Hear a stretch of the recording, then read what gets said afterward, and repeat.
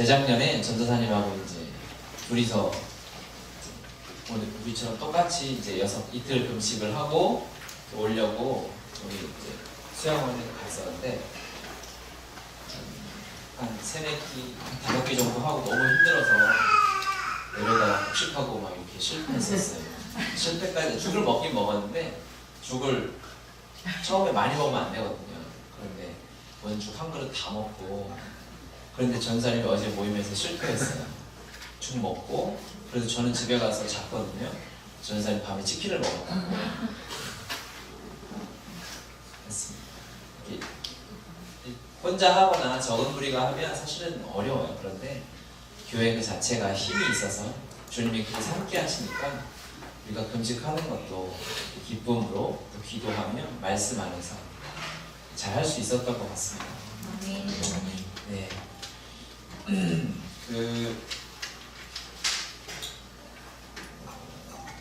오늘 고린도전서 말씀 읽었는데요. 바울의 편지에서 성만찬에 대해서 사실 유일하게 말하는 구절이에요. 예수님이 성찬하시는 모습은 복음서에 동일하게 다 나오죠. 예수님께서 이제 고난당하시기 바로 전날 이제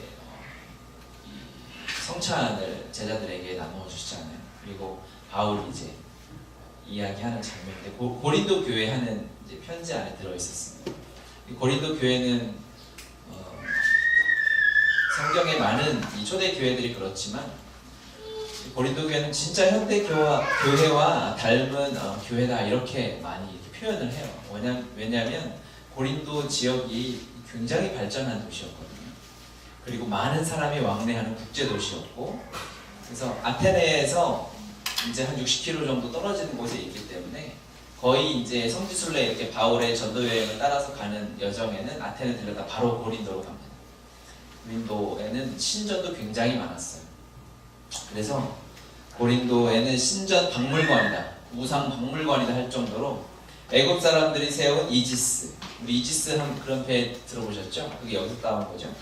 그리고 세라피스, 부르기아 사람들이 세운 마그나 마터, 그리고 이제 풍요의 신, 고린도 해협에 바다를 지키는 포세이돈 신전, 아폴로 신전, 에베소의 상징인 아데미 신전, 아스타로 신전, 이것이 고린도라는 도시 안에 다 있었어요. 신전들이. 그 도시의 문화가 어땠을까요? 이 문화가 참 무서운 거거든요. 이렇게 집값이 올라가는 데 보면은 막 유해 시설이나 집값 떨어질 만한 시설을 가까이 못 오게 하죠. 엄마들이. 약간 이기적인 엄마들이. 그렇죠. 왜 그럴까요? 문화, 도시 지역의 분위기, 문화 같은 게 있거든요. 그런데 이 고린도라는 지금의 현대 도시에 비하면 훨씬 작은 이 도시에 각종 신들을 다 모아놓는 신정 박물관 같은 그런 곳이 바로 이 고린도였습니다. 우상숭배에 아주 뭐랄까요, 우상숭배 박람회가 매일 열리는 그런 종교 박람회가 열리는 그런 곳이 이 고린도였습니다.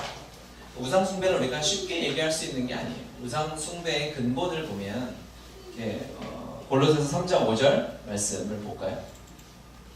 그러므로 땅에 있는 지체를 죽이라. 곧 음란과 부정과 사욕과 악한 정욕과 탐심이니 탐심은 곧 우상 숭배니라.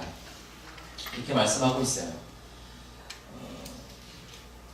우상 숭배로 가는 그 과정들이 있는데 그것이 음란, 더러운 것, 부정 부패, 개인의 욕심, 악한 정욕, 그렇죠? 그 자체가 죄인 악한 정욕, 그리고 탐심, 이 모든 것이 우상숭배로 가는 징검다리 하나 있는 것입니다. 그러면 저것들을 이 사단은 분리시켜놔요. 그러니까 음란한 것은 그러니까 욕심이고, 어제 성교사님 말씀하신 것처럼 저런 것들은 지금 어떻게 포장되어 있는지 아십니까? 잘 보면 음란과 부정과 사욕과 악한 정욕, 탐심은 지금은 자아실현으로 포장되어져 있어요. 지금 이 시대는 그것을 자아실현이라고, 네가 원하는 것, 추구하는 것이라고 설명해놔요. 동성애도 그건 너의 사랑이다 라고 포장해 놓는 거죠. 그렇죠? 그것이 음란이고 부정이고 악한 정욕인 거예요. 내가 돈을 쫓아가는 것, 세상의 성공을 쫓아가는 것, 이 모든 것이 저 안에 다 들어가죠. 그것과 우상숭배를 분리시켜 놓는 거죠. 원래 우상숭배의 뿌리는 뭐가 있습니까? 우상숭배의 가장 깊은 뿌리는 자아 숭배로부터 출발합니다. 그렇죠? 그런데 그 자아 숭배 밑에는 뭐가 있죠? 사탄 숭배가 있어요.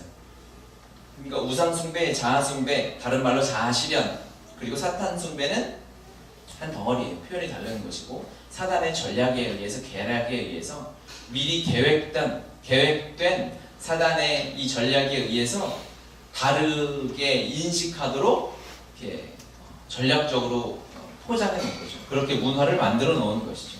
여기에 속아서는 안 되는 거죠. 그런데 그 당시에 우상 숭배는 그냥 종교의 하나로. 그러니까 이 수많은 종교 가운데 기독교를 하나 놓으면 너무너무 이 사단이 우리를 공격하기 너무 좋은 거예요. 이 프레임에 빠져들면 우리 기독교가 종교가 되는 이상 안 되는 거죠. 그래서 어제 읽은 말씀 또 보면 에베소서 2장 3절 말씀에 보면 전에는 우리도 다 그 가운데 같이 읽겠습니다. 전에는 우리도 다 그 가운데서 우리 육체의 욕심을 따라 지내며 육체와 마음에 원하는 것을 하여 가인들과 같이 본질상 진노의 자녀이었더니 우리의 마음에 원하는 것, 자아숭배. 즉 우리가 태어날 때부터 존재적으로 죄인으로 태어났기 때문에 내가 하고 싶은 것, 내 자유의지대로 하고 싶은 것을 내버려 두면 결국 우상숭배하는 길로 가게 되어 있어요. 우리가 신전을 세워놓고 어떤 아데미 신이나 아폴로 신이나 포세이돈 신을 세워놓고 그곳에서 절하거나 하지 않지만 행위는 다르지만 마음 중심은 똑같은 거예요. 그래서 말씀으로 그런 사람들이 평가받으면 동일하게 하나님 앞에 평가받을 수 있어요. 이 고린도 교회는 사실 이런 우상숭배가 있던 곳이지만 고린도 교회의 하나님의 역사는 또 놀라웠어요. 고린도 교회는 바울이 직접 가서 1년 8개월 정도 사역했던 곳이에요. 거기서 누구를 만나냐면 브리스길라와 아굴라를 만나요. 그리고 그 고린도 교회를 지도했던 지도자가 누구냐면 에베소에서 브리스길라와 아굴라에게 요한의 세례만 알고 있었던 아볼로가 거기서 예수 그리스도의 십자가 복음을 듣게 되죠.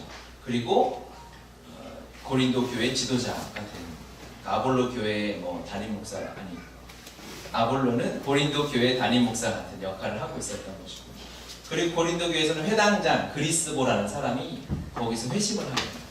유대인의 회당장이면 지금으로 치면 불교의 주지스님 이 정도 그런 완전 다른 개념을 가지고 있었고, 기독교를 하등한 종교로 이단 정도로 취급하는 유대교에서 그 회당장이 바울을 통해서 복음을 듣고 인생이 바뀌는 곳이 바로 이 고린도였어요.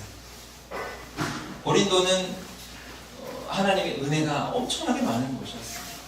아마 정확히는 알 수 없겠지만 그 당시 초대교회들 중에서도, 왜냐면 인구가 많았으니까, 초대교회들 중에서도 큰 교회에 속하는 교회였을 거예요. 그러니까 바울이 관심이 많았어요. 바울이 그곳을 직접 가기도 했고 나중에 또 갑니다. 근데 또 가기 전에 편지를 2번이나 쓰잖아요. 그래서 고린도 전서 후서가 나오죠. 에베소에 들렸을 때 이 고린도의 안타까운 소식을 듣고, 이 고린도 전후서의 내용을 보면 바울의 안타까움이 너무 많이, 후서 같은 거는 바울이 오해받거든요. 그래서 그 오해와 안타까움에 그 편지의 내용을 읽어보면 바울의 마음이 막 녹아져 있어요. 은혜가 많았고 리더들도 너무 좋았고 성장하는, 심지어 나중에 바울이 사역할 때 신라도 넘어와요. 고린도로. 디모데도 넘어와요. 그러니까 거의 어벤져스급이죠. 바울과 신라, 디모데, 브리스길라와 아굴라 2명이지. 그리고 아볼로까지. 그리고 회당장 그리스보도 회심하고 하나님 앞에 돌아오고. 진짜 이 믿음의 당시 영적 리더들의 이런 진짜 대단한 이 어벤져스급의 리더들이 모여서 목회하는 곳이에요. 사역하는 곳이고 그들을 섬겼던 곳이에요. 바울도 1년 반 이상 머무르고 나중에 또 와서 3개월 이상 머무르면서 그렇게 열심히 가르쳤는데, 고린도전서의 이 바울의 첫 번째 경고는 우상숭배였어요. 그러니까 리더들도 너무 좋았고 막 복음을 전하는 사람들도 있었는데 이 문화와 이 세계관에 잘못 빠져가지고 성도들 안에도 우상숭배하는 모습이 있는 거예요. 이 음란함을 버리지 못하는 거예요. 그래서 구체적으로 바울이 지적하고 안타까워하는 장면도 나오죠. 얼마나 음란했는지, 아버지의 첩을 아들이 함께 음란한 짓을 하고, 실제로 우상숭배하는 자리에 자기 정욕이 자아 실현이거든요. 그러니까는 하나님이 전부라고 여기지 않고, 예수님을 전부라고 여기지 않고 수많은 신전 중에 하나로 여기는 사람은 우상숭배 할 수 있거든요. 그러면 하나님을 섬기는 것이 아니라 하나님을 섬기는 그 시간 자체도 하나님은 우상 숭배다라고 여기십니다. 그러니까 하나님께 예배하는데 그 예배가 안 되는 거예요. 종교 행위가 되면 그것은 우상 숭배랑 똑같은 취급을 받게 돼 있잖아요. 그렇죠? 그것을 하나님이 귀하다고 여길 수 없어요. 하나님께 드려지는 마음은 오직 단마음, 전부여야 하기 때문에 그렇습니다. 전심이어야 하기 때문에 그렇죠. 이 우상 숭배의 문화가 그 땅 안에 가득히 있으니까 여기에 물들어서 세상 사람들이 하는 거 그대로, 세상 사람들이 추구하는 거 그대로, 세상 사람들의 기쁨의 이유가 그대로 똑같았던 거예요. 쇼핑하면 즐거워하고, 사람들 만나서 그냥 노닥거리면서 즐거워하고, 여행 다니면 즐거워, 돈 많이 벌고 즐거워하고, 많은 소유를 가지고 즐거워하고, 잔치하고, 그냥 이 일들이 그들 안에 동일하게 있으니까 아무리 복음을 전해도 이 세계관이 잘못되어 있어서 하나님의 말씀을 보는 눈이 틀려져 있으니까 이게 들어오지 않는 거죠. 그리고 두 번째 문제는 무엇이었냐면 그들 안에 분열이 있었어요. 파가 나뉘어졌어요. 어떤 파냐면 첫 번째 파는 바울파가 있었고요. 바울이 와서 복음을 전했으니까 나는 바울이 좋아. 두 번째는 아볼로파, 당시의 리더였던 아볼로를 따르는 사람들. 세 번째 파는 이제 베드로파죠. 게바파가 있었어요. 심지어 네 번째 파는 그리스도파가 있었어요. 그러니까 얼마나 자기의가 충만했는지. 이 파를 나눌 때 새신자들이 이런 파를 나눌까요? 예수님을 처음 믿은 사람들이 이 파를 나누겠어요? 그렇지 않아요. 어느 정도 열심히 있고 교회를 그래도 잘 섬긴다고 하는 사람들이 파를 나누는 거죠. 심지어 하나님 앞에 헌신하고 하나님을 잘 믿는다 하는 사람들조차도 자기 의에 충만해서 내가 섬기는 리더가 진짜다. 그리스도파가 생길 정도면 이 말 다 한 거예요. 그렇죠?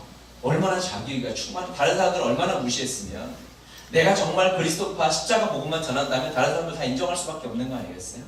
그런데 그렇게 파가 나눠져서 분열이 있고 다툼이 있다라는 것은 고린도 교회의 문제가 너무너무 심각했다는 거예요. 그러니까 고린도 전서는 아주 우리가 기억하는 말씀, 좋은 말씀들이 많잖아요. 그렇죠? 그렇죠? 앞에 보면은 십자가의 도에 대한 이야기, 그리고 이제 지적하시고 나중에 뭐 사랑에 대한 이야기, 은사에 대한 얘기가 엄청나게 나와요. 그래서 여러분이 성경을 고린도전서를 읽다 보면 굉장히 익숙해요. 많이 들어봐서.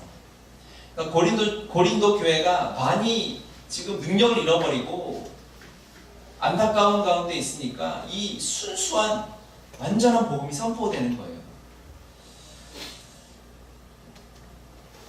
그러니까 저도 이 말씀 묵상하면서 반성이 들어요. 하나님 우리 교회 어제도 그저께도 뜨거운 이 아주 그냥 엑기스 같은 십자가 복음을 전해주셨잖아요. 아, 우리가 아직 심각하구나. 이 복음 없이는 안 될 상황이구나. 그쵸? 얼마나 힘드시겠어요. 선교사님 여기서 2시간 동안 이야기하는 거 여러분 쉽지 않아요. 그거 늘 금식하다고 저녁 못 드시고 온 것 같아요. 제가 대접한다 그랬더니 그건 예의가 아니라고. 저도 그 앞에 그냥 앉아있어서 선교사님 권하고 명령하면 순종해야 되니까 그래서 어쩔 수 없이 같이 하려고 그랬는데 아니라고 하시고 내려오셔가지고 그냥 차 한잔하고 가셨어요. 그런데 저는 그때 하나님의 열정이 보였어요. 하나님이 포기하지 않는. 우리는 여러분 힘들었죠. 어제 몸이 이제 제일 힘든 시간이 어제 저녁이었을 텐데 그 2시간을 제가 1시간 정도 말씀드렸어요. 그랬는데 하나님의 열정이 보여요. 너희들 복음 없애는 안 돼. 이 복음 말고 다른 거 붙잡으면 절대로 안 되라고 하나님이 그렇게 여기시고 우리에게 직접 말씀하신 시간이었다고 좀 믿어져요. 그래서 고린도 교회는 그 복음이 필요했던 거예요. 그래서 이 분열이 있고 다툼이 있는 이 교회에 바울이 처방을 내려주는 거예요. 우리가 읽은 본문에 보면 17절에 내가 명하는 이 일에 너희를 칭찬하지 아니하나니 이는 너희 모임이 유익이 못되고 도리어 해롭니라. 모임이 있는데 이게 해롭대요. 왜? 자꾸 싸우고 그 안에 자랑질하고 자기 것을 드러내고 우상숭배하고 막 이런 모습들이 있으니까 바울이 그것을 내가 기뻐할 수 없고 칭찬할 수 없다. 너희 모임이 유익이 되지 않는다. 그러면서 무슨 얘기를 하냐면 내가 너희에게 전하는 것은 주께 받은 것이니 23절 곧 주 예수께서 잡히시던 밤에 떡을 가시다 축사하시고 떼어 이루시되라고 얘기하는 거예요. 성찬하라는 거예요. 진정한 성찬이 되라는 거예요. 성찬을 하고 교제를 하면서도 여러분 이제 아까 읽으면서도 약간 찔림이 되는 말씀이 있었죠. 21절 이는 먹을 때에 각각 자기의 만찬을 갖다 먼저 먹음으로 어떤 사람은 시장하고 어떤 사람은 취하며 어떤 사람은 너무 많이 먹어서 막 과식했고 어떤 사람은 배고픈 거예요.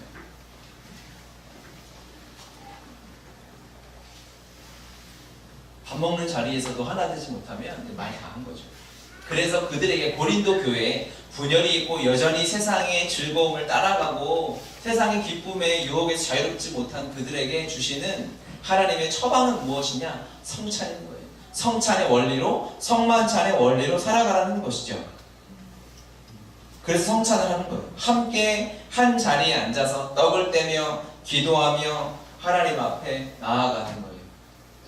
이것이 28절 보면 사람이 자기를 살피고 그 후에야 이 떡을 먹고 이 잔을 마실지니 주의 몸을 분별하지 못하고 먹고 마시는 자는 자기의 죄를 먹고 마시는 것이다. 아무리 내가 성찬을 거룩하게 잘 드리고 해도 형제들과 모임 안에 사랑이 없고 용서가 없고 화해가 없고 연합함이 없으면 그것은 예배가 될 수 없는 거죠. 그것은 하나님이 기뻐하시는 성찬, 하나님을 기념하고 기억하는 시간이 될 수 없는 거예요. 그렇죠? 그런 것입니다. 그래서 명령하는 거예요. 성찬을 대하기 전에 용서하고 연합하고 사랑하고 안아주는 일을 해라. 감정으로 하지 말아라. 용서하지 않으면 용서는 내가 그 사람을 용서하고 싶은 마음이 들어와서 하는 것이 아니라 하나님의 명령이니까. 할렐루야. 하나님이 하라고 하셨으니까. 그러니까 용서하고 품어줘야 되는 거죠. 그것은 하나님을 위한 것이 아니라 나를 위한 거잖아요. 그렇죠. 어제도 우리 자매님 간증할 때 용서하지 못하니까 네가 감옥에 산다 이렇게 하나님 말씀하셨다고 하잖아요. 우리가 한 사람을 미워하면 그 사람은 감옥에 사는 거예요. 미워하는 사람이 없는 사람, 모든 사람을 용서하는 사람은 천국에 사는 사람인 거죠. 아주 단순해요. 그래서 우리가 기뻐하고 자유를 누리려면 사랑하고 용납하고 연합하고 나보다 연약한 지체들, 나랑 잘 모르는 지체들 먼저 다가가고 안아주는 일들이 있어야 되는 거죠. 당연히 이것은 내 감정이 주어져서가 아니에요. 내가 마음이 일어나서가 아니라 하나님의 말씀에 순종하는 원리입니다. 그럼에도 불구하고 여전히 순종이 안 되고 헌신이 안 된다면 진정한 성찬의 은혜로 나와야 하는 거예요. 성찬의 뜻이 무엇일까요? 성찬의 원리는 예수님이 말씀하셨잖아요. 그 밤에 6월절 밤에 그 자리에서 하신 말씀이 뭐냐면 나와 같이 빵을 떼는 자 중에 같이 잡는 자가 나를 팔 것이다 라고 가룟 유다에게 마지막 사랑의 초청을 하는 장면도 이 성찬의 자리에 있었던 거죠. 마지막 최후의 만찬에 있었던 거죠. 그 가룟 유다한테 너 하고 싶은 대로 해라, 너 가서 죄 지어라가 아니라 주님이 왜 미리 말씀하셨겠어요? 네 마음에 그거 있는 거 아니까 너 마지막 기회다 회개하고 돌아와라 라고 하나님의 초대 아니었겠습니까? 그 자리에서 주님이 뭐라고 말씀하셨냐면 가룟 유다도 성찬을 했어요. 배신할 걸 아는 사람. 베드로도 성찬을 했어요. 베드로가 부인하고 떠나갈 걸 주님이 아셨죠. 하지만 그에게도 예수 그리스도의 살과 피를 나누어 주었어요. 예수님의 살과 피를 먹고 살아야만 하나님의 자녀로 살 수 있기 때문에 예수님을 믿는 모든 사람은 예수 그리스도의 살과 피가 없는 이상 살아갈 수가 없어요. 그래서 예수님은 실제로 우리의 살이 되시고 피가 되어 주셨어요. 음식이요 우리에게 에너지가 되려면 그 음식 자체는 사라져야 돼요. 그렇죠? 여러분이 뭘 먹고 그것이 화장실에서 그대로 나오면 그 사람 병원에 가야 돼요. 그 형태 그대로 나오면 음식이 너무 강하면 안 되죠. 그러니까 제가 식전이라 이렇게 구체적으로 표현을 못 하겠는데 애기들은 옥수수 같은 걸 먹으면 이게 그대로 나와요. 사진 보여주실래요? 사진 없죠? 그렇게 잔인하진 않습니다. 아이들한테 강한 거예요. 즉 옥수수가 이 옥수수 알이 꼬맹이들한테는 소화가 너무 세요. 아주 자아가 강해요. 그러니까 아이에게는 에너지가 되지 않아요. 그것은 하등의 에너지가 되지 않습니다. 버려지는 거예요. 주님은 우리와 같이 되시고 우리보다 낮은 자가 되셔서 우리에게 에너지가 되시기 위해서 실제로 죽으셨어요. 그렇죠? 그것이 성찬이에요. 예수님이 그렇게 희생 제물이 되시고 우리의 먹잇감이 되어주셔서 우리가 예수 그리스도의 말씀을 먹고 살잖아요. 우리가 예수님과 기도하며 살잖아요. 예수님은 그 원리 때문에 실제로 죽으신 거예요. 그리고 우리에게 성찬을 주시는 거죠. 그러면 그 원리는 우리에게 어떻게 적용이 될까요? 우리가 하나님의 살과 피를 대하고 먹고 우리도 가서 죽어주는 거예요. 우리가 그들의 먹잇감이 되어주는 거예요. 우리가 하나님 예수 그리스도의 사랑을 받았으면 다른 사람들과의 관계에서 우리가 원하는 게 없어지잖아요. 오직 나로 인하여 하나님의 사랑이 흘러가는 이 한 가지 목적 말고는 여러분의 삶에 다른 관계나 모임이나 어떠한 공동체에서 다른 이유가 없죠. 그곳에 우리가 왜 가겠습니까? 친구들을 왜 만나며, 직장을 왜 가며, 다른 모임들이 왜 있겠어요? 우리가 그곳에 가서 예수님이 나를 위해 해주셨던 것처럼 나도 그곳에서 예수님처럼 살이 되고 피가 돼서 나 먹고 너 살아라 라는 거 아니겠습니까? 주님이 그곳에 죽으시면서 나 잡아먹고 너희들 힘이 돼서 살아라. 예수님이 진짜 힘 되시냐? 여러분, 이 질문을 우리가 우리 스스로 돌아봐야 되는 거예요. 밥을 먹으면 힘이 날 거예요, 여러분. 그렇죠? 이제 저기 참기름 냄새도 좀 나고 하잖아요. 여러분, 저거를 먹잖아요. 제가 예언을 하고도 여러분 눈이 뜨여요.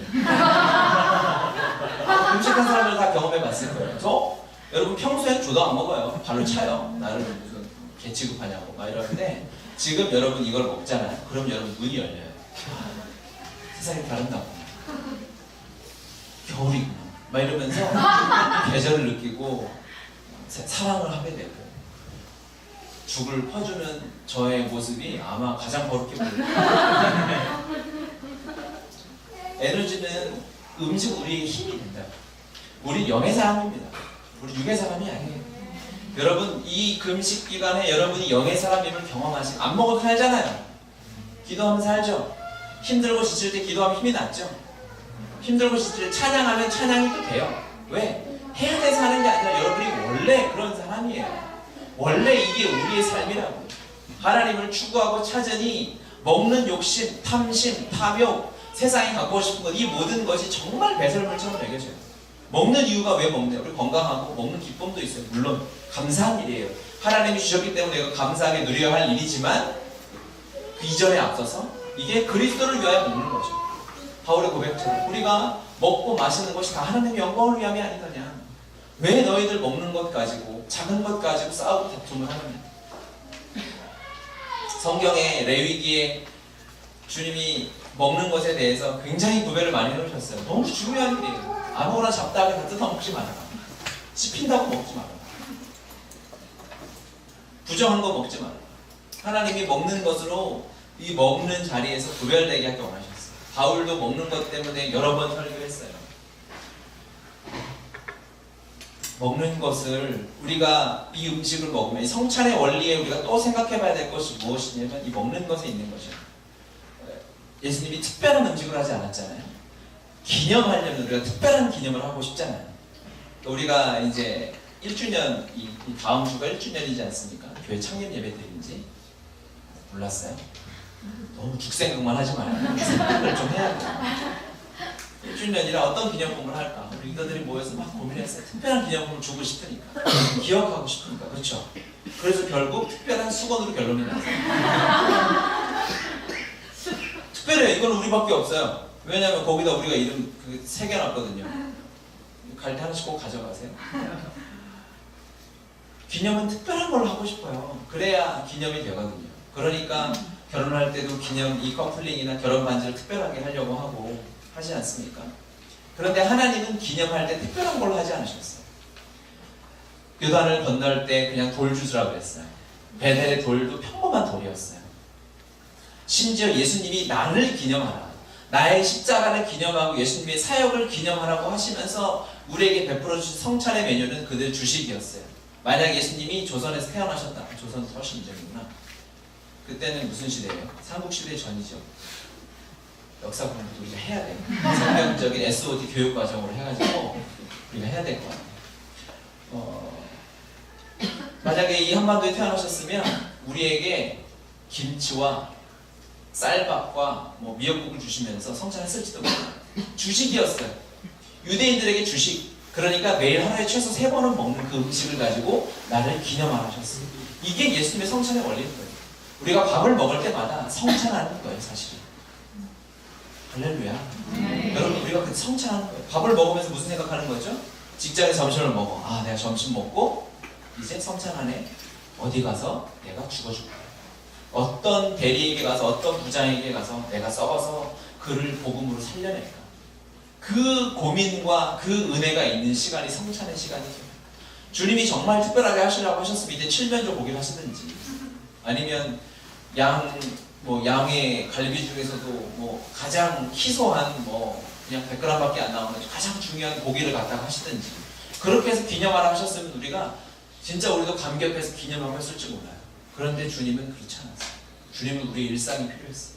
우리의 삶의 모든 순간에 찾아오고 싶으셨어요. 그리고 우리가 밥 먹을 때마다 기억하고 싶으셨어요. 우리가 밥을 먹으며 이제 아침에 일어나서 내가 오늘 하루 어디 가서 누구를 위하여 죽어줄까. 내가 이렇게 예수님이 나의 힘 되어주셔서 에너지를 주셨고 내 영이 말씀으로 살았고 내가 밥을 먹으면서 음식을 먹으면서 나에게 힘이 되고 에너지가 되고 내 세포가 뛰는데 이거 어디다 쓰겠냐는 거예요. 이걸 어디를 위해서 누구를 위해서 내가 예수님이 나를 위해 죽으셨던 것처럼 내가 가서 죽어주겠느냐라는 거죠. 이것이 성찬의 원리. 우리가 그 은혜와 그 원리를 살아야 되는 거예요. 주님은 이 원리를 우리가 깨달으라고 너희가 가서 먹잇감이 되어주라고 너희가 가서 그곳에 가서 죽어주라고 그러면 모든 사람이 살 것이라고 주님이 말씀하시는 거죠. 여러분 가정에 가서 먹잇감이 되어주십시오. 우리 그리스도인이 성령 충만하면 이 복음을 어떻게 전할까 가르칠까 지식을 세뇌시킬까 이렇게만 착각해요. 아니에요. 복음은 그렇게 들어가지 않죠. 복음은 내가 죽을 때 들어가는 거예요. 예수님이 그렇게 제자들을 3년 반을 가르치고 나 죽을 거야 말로 설명하고 했는데 제자들이 눈 깜짝 안 했어요. 그런데 예수님이 실제로 죽으시니까 그들도 죽었어요. 예수님이 죽으신 그 사랑이 제자들의 마음에 그대로 부어져서 제자들도 동일하게 죽음으로 그 사랑을 흘려보냈고 우리가 이 성경 하나 봤는데 수십만 명, 수천만 명이 죽음으로 이 성경이 우리 품 안에 들어왔어요.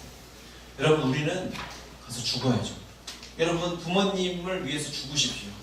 자녀들을 위해서 죽으세요. 그러니까 무슨 죽음인지 알죠? 거기서 너 안 믿으면 내가 칼 놓고 믿냐 안 믿냐 이렇게 해가 그게 아니라 헌신하고 섬기고 주님이 가장 낮은 자를 섬기시고 그들의 발을 닦으셨던 것처럼 왕이신 하나님이 종이 되셨던 거죠. 주님이 우리 종이 되어 주셨으면 우리는 그 은혜를 우리가 직접 받았다 하면 우리가 섬기지 못할 사람이 없어요. 우리가 친하지 않다고 말 못 걸 사람이 없고 우리가 어색하다고 그들에게 다가가지 못할 이유가 하나도 없어요. 주님이 나를 찾아오셨어요. 주님이 우리에게 찾아오는 게 얼마나 어색한지 아세요? 여러분 성품을 알잖아요. 그렇죠? 여러분 존재를 알잖아요. 죄가 하나도 없는 완전한 거룩하신 그 하나님이 우리의 친구가 되고 우리에게 말을 걸고 우리의 가족이 되고 우리 형제가 되기 위해서 주님이 찾아오신 그 헌신을 생각하면 우리는 주님이 보내시는 그 모든 곳에 이제 먹잇감이 되어 가는 거예요. 어제 PPT에서 살짝 지나가다가 말았어요. 그들의 구호 중에 하나, 그 청소년 아이들의 구호 중에 하나가 열방의 먹잇감이 있거든요. 어느 나라든 하나님이 보내시면 그곳에 가서 내가 교회를 세우고 저 지옥에 떨어질 것들 내가 전도해가지고 이 교회에 채워가지고 너희들 천국 보내줄 때가 아니에요. 복음이 그렇게 흘러가지 않았어요. 가서 내가 그들을 위해 헌신하고 내 젊음을 바치고 내 재정을 바치고 내 건강을 바쳐서 그들이 그리스도의 사랑의 맛을 티끌만큼이라도 알 수 있다면 그것으로 충분한 거죠. 그것이 복음이 흘러가는 성만찬의 원리예요. 여러분 교회에 어떤 공동체든 어떤 단체든 분열이 있으면 성만찬이 사라지는 거예요. 우리가 가서 성만찬의 모델이 되어줘야 돼요. 같이 먹으면서 헌신하고 내가 죽어지고 썩어지고 여러분의 삶 가운데 여전히 우상 숭배하는 모습들이 남아있다면 그러면 성만찬이 사라진 거예요. 그때 하나님이 처방으로 내려주셨어요. 너 성만찬으로 들어가. 성만찬으로 들어가. 예수님이 너의 힘듦을 경험하라. 여러분 그래서 어렵고 힘들 때마다 이제부터 금식을 하십시오. 금식은 유익이 있어요. 유익이 너무 많아요. 왜 하나님이 명령으로 절기마다 금식을 하라고 하셨을까요? 우리 육체의 유익이 커요. 여러분 스스로가 내가 정말 무능하고 힘이 없구나 라는 걸 깨달았죠. 하나님이 공급해 주시지 않으면 주기도문이 실제가 되는 거예요. 일용할 양식을 주셔서 감사합니다. 그렇죠. 여러분 이따가 저 죽을 먹을 때 감사가 없으면 드시지 마세요. 얼마나 감사하겠어요. 이 고백이 하나님께서 주시는 이 원리들이 내 안에 누려지지 않고 여전히 어려우면 내가 다시 하나님 앞에 말씀으로 돌아가서 성만찬의 원리로 돌아가서 예수님이 나의 힘이 되고 있는가, 주의 말씀이 나의 능력이 되고 있는가, 주의 말씀이 내 모든 것, 내 영이 살아나고 있는가, 이것이 예수님이 나의 힘이 되지 않으면 우리는 다시 정말 이거는 굉장히 심각한 문제가 되는 거예요. 구원의 감격이 사라지게 돼요. 다른 욕심들, 다른 것들을 따라가게 됩니다. 작은 것에서 넘어지기 시작하는 거죠. 그러니까 이 말씀이 맞는, 성만찬이 사라지니까 제가 많이 먹어서 내가 배고프니까 화나는 거예요. 아주 작은 것, 작은 유혹에 금방 먹어요. 인간은 안 돼요. 여러분, 저도 금식하니까 어제 큰 유혹이 있었어요. 첫 번째 유혹을 넘어가니까 나머지 승리할 수 있었어요. 저녁에 제가 아이들 데려오면서 애들이 막 피자 먹고 있었거든요. 피자를 제가 먹여줬어요. 어때? 그걸 제가 제가 뭐 먹는다고 여러분이 알겠어요? 근데 그 유혹을 넘을 수 있었던 것은 그 이전에 유혹이 하나 있었는데 그걸 넘어섰어요. 그게 뭐냐면 이제 저희 넷째가 어제 꼬칼본이라는 과자를 먹었어요. 여러분 제가 얼마나 이 유혹에 약한 사람인지 그거를 먹여주는데 먹이면 이게 부스러기가 없잖아요. 와 이거 안 털고 싶은 거야. 진심. 여기서 유혹이 되는 거예요. 제가 이거 먹는다고 알게 이게 죄인가 막 이렇게 신학적으로 구별이 안 되잖아요.